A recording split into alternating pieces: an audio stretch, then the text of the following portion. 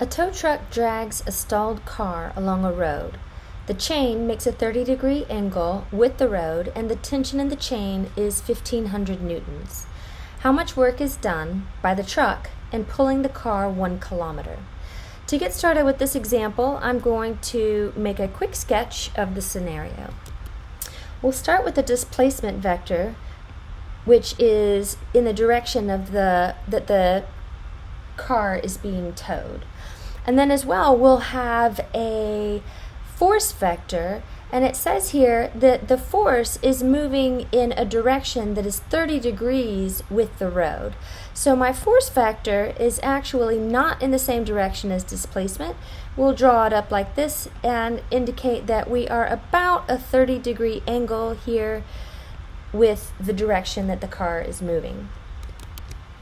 So here we have an image of our truck that has a hook where the chain is attached to the hook, and the chain is making a 30-degree angle with the road, and the displacement is moving horizontally.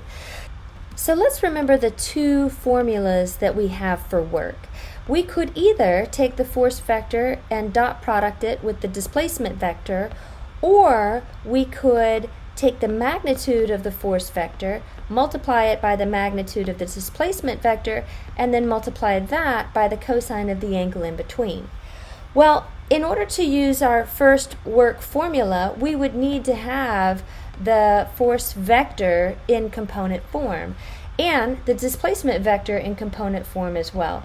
So that information was not given initially, so we are going to take a look at using the second formula instead, right?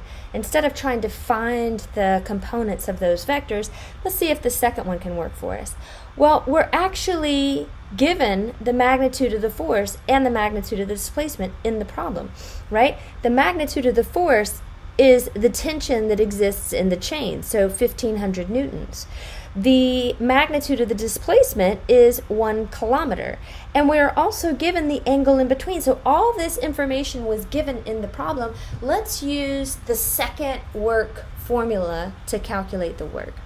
So now we have to be really careful with our units, because notice that when we calculate the work, we're going to have a unit for work that is joules or newton meters, which means that I need to have my force measured in newtons and my displacement measured in meters in order to get newton meters as a unit, in order to get joules as my unit for my work.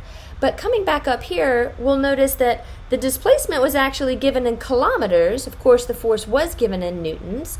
And so we're going to need to convert the units of our displacement to make sure that we are getting the correct units for our work. So the work is going to be 1,500, and this again is measured in newtons for the magnitude of the force, and we're going to have to multiply that by 1 kilometer, which is the same thing as 1,000 meters. So we're converting the kilometers to meters so that we can get our correct units for work, and then now we're going to multiply that by the cosine of the angle in between the two vectors, which was 30 degrees. So here we go. Our work is going to be equal to 1,500 times 1,000 is 1,500,000, and then the cosine of 30 degrees, that's the cosine of pi over 6, that's going to be rad 3 over 2, and then we multiply all this together to get 750,000 times the square root of 3, and then our units would then be joules, which is the same thing as newton meters.